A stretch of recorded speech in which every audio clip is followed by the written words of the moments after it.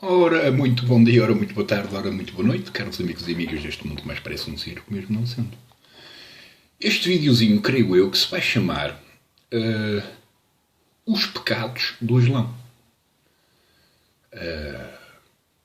Eu já, em vários vídeos, falo nesta noção de pecado, que é, no fundo, a escolha individual de cada qual, perante uma condição e ou perante uma expressão. Mais o conhecimento que tem da realidade.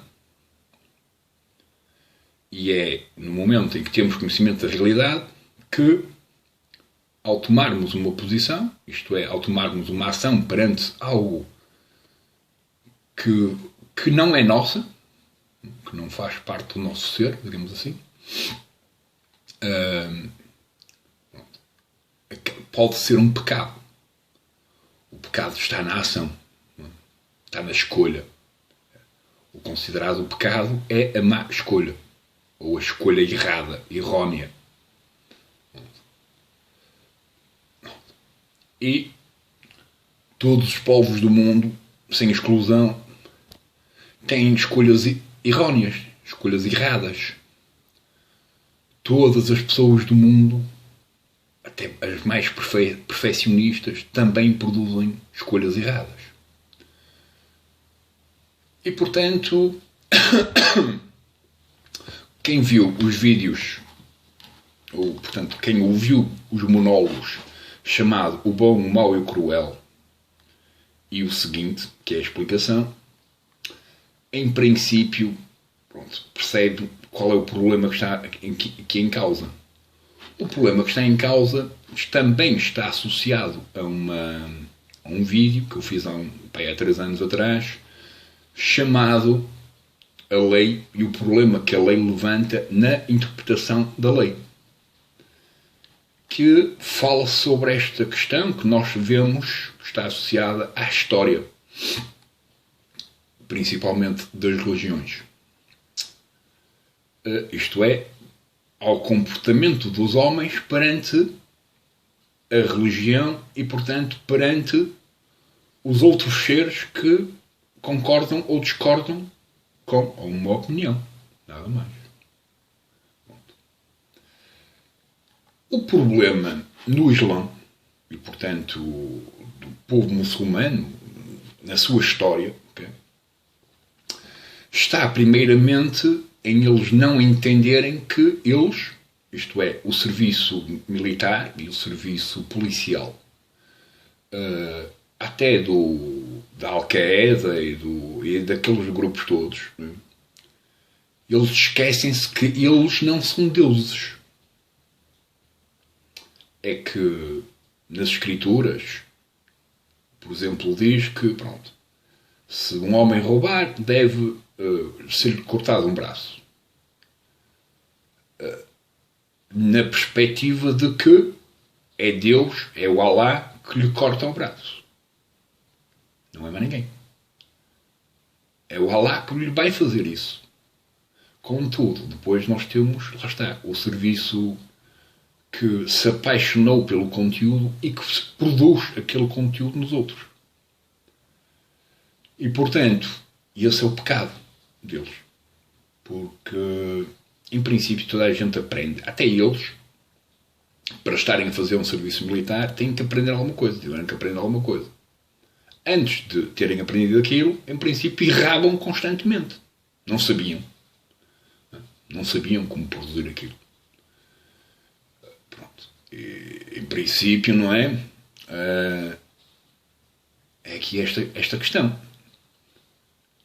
Em princípio, não era preciso materializar o que é uma espécie de indicador que quer produzir justiça, mas que está preso há 1500 anos atrás, onde não havia qualquer sensibilidade e onde até os conceitos de aprendizagem eram esquecidos. Porque até as pessoas que são irremediáveis, no sentido em que têm mesmo um problema grave psíquico, em princípio podem aprender alguma coisa e em princípio podem melhorar qualquer coisa. Portanto, todos os outros também. Portanto, aqui a questão é, lá está, a justiça, corpo judicial, em todo o mundo, não é só no Islão, é em todo o mundo, tem este problema e que, pronto, felizmente em vários países já se encontrou uma forma mais fofinha de tratar do problema. Contudo, pronto, é isto, não é? Continua a haver aqueles casos, pronto. E eu, por mim, é um bocado aquela coisa, pronto. Infelizmente, para as pessoas do Islão, pronto, se não podem sair de lá e gostam da lei, não é? Pronto, olha, sejam felizes. Mas há um potencial enorme de haver vítimas por coisas ridículas, não é? Pronto. E lá está. E essas vítimas são vítimas por parte do corpo judicial que pratica o crime, pratica o pecado em nome do que está escrito ou em nome do que é sagrado. Porque na perspectiva até puramente judicial, isto é, a partir da perspectiva, sei lá, de um polícia qualquer, se ele for fiel à lei, pronto, ele é fiel à lei, ele vai produzir em princípio também vários crimes contra os outros em prol do que a lei diz ou que a lei aponta. Pronto. E este é que é o problema, tal problema. O que é que levanta a interpretação de uma coisa, não é? E portanto, era fixe que a malta, pronto, fizesse uma abstração e portanto pensasse um bocadinho que pronto, as coisas podiam melhorar sem um castigo bruto. Porque na perspectiva que eles até afirmam, não é? Que é este tipo de tratamento com os outros acontece como exemplo para que outros vejam aquilo que lhes pode acontecer e, portanto, não façam. Contudo, como a abordagem não é melhor, aquilo continua a acontecer, seja lá o que for. Há várias coisas que acontecem constantemente. E pronto, não é por haver uma proibição que as coisas vão deixar de acontecer. As coisas, em princípio, deixam de acontecer quando existe uma explicação minimamente sincera e honesta sobre o problema. E nessa condição tem que haver, lá está, um exercício mental de autocomparação. Porquê é que é assim? Porque se eu estivesse naquela posição, naquela situação, iria-me sentir assim e assado.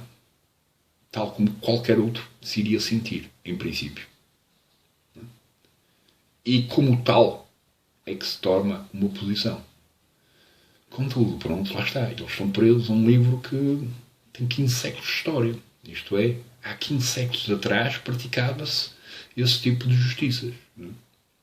Lá o Cristo foi crucificado.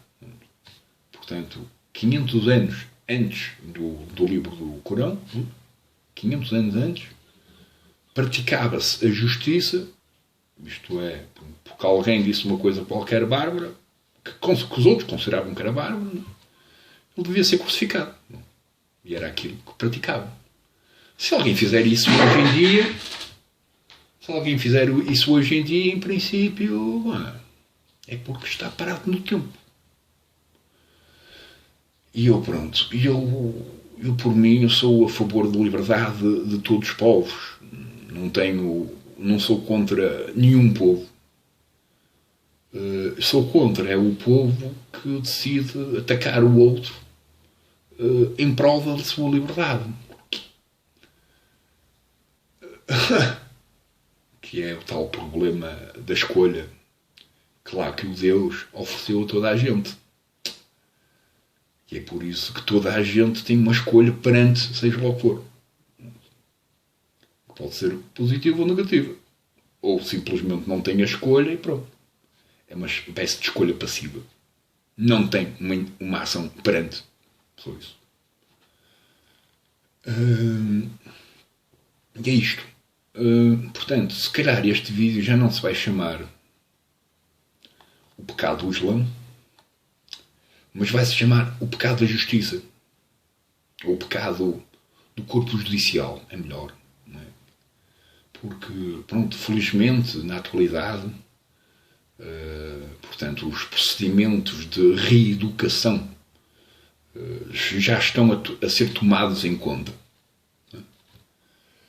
E, portanto, em algumas prisões do mundo existe um acreditar que a pessoa que foi presa poderá melhorar.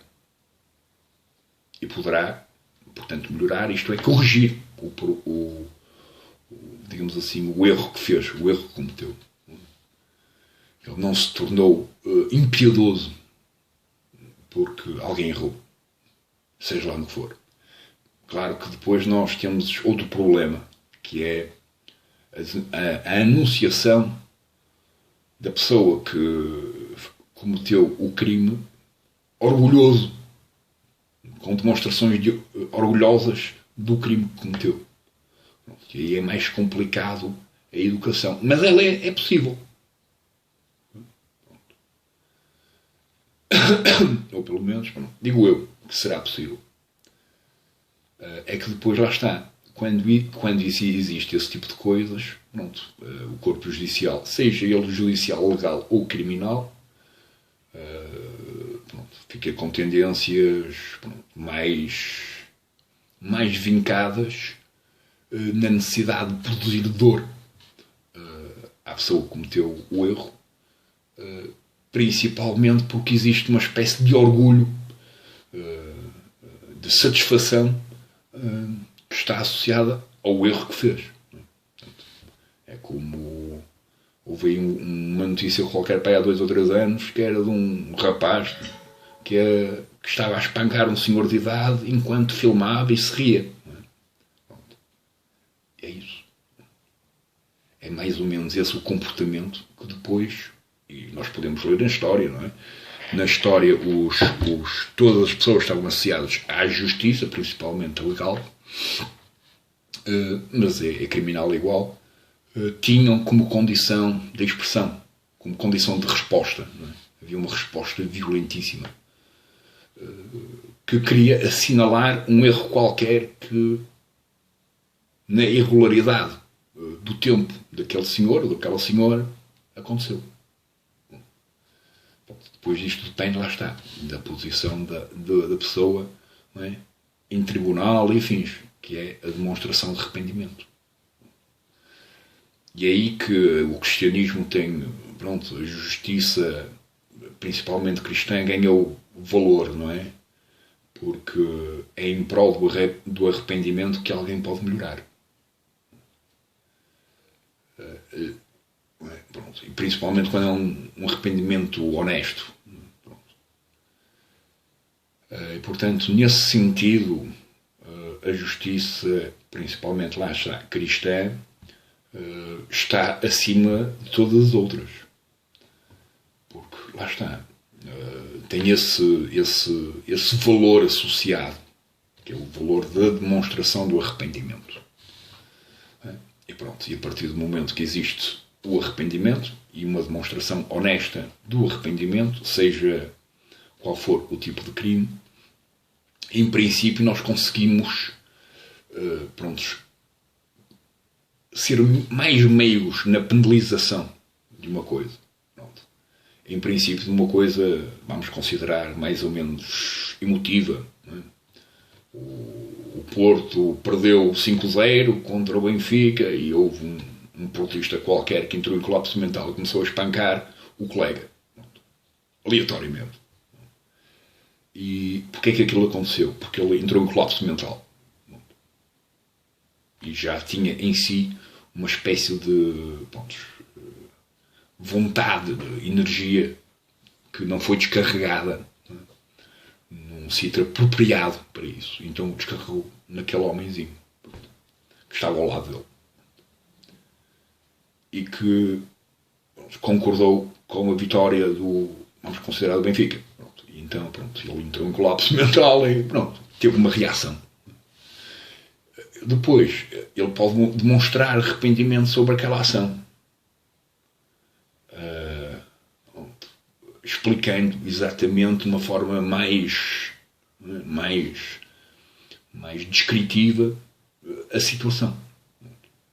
Concordando que, sem dúvida, quando ouviu as palavras do homem que estava ao seu lado a dizer a vitória do Benfica é merecida, pronto, ele entrou em colapso mental e, pumba, espancou o homem.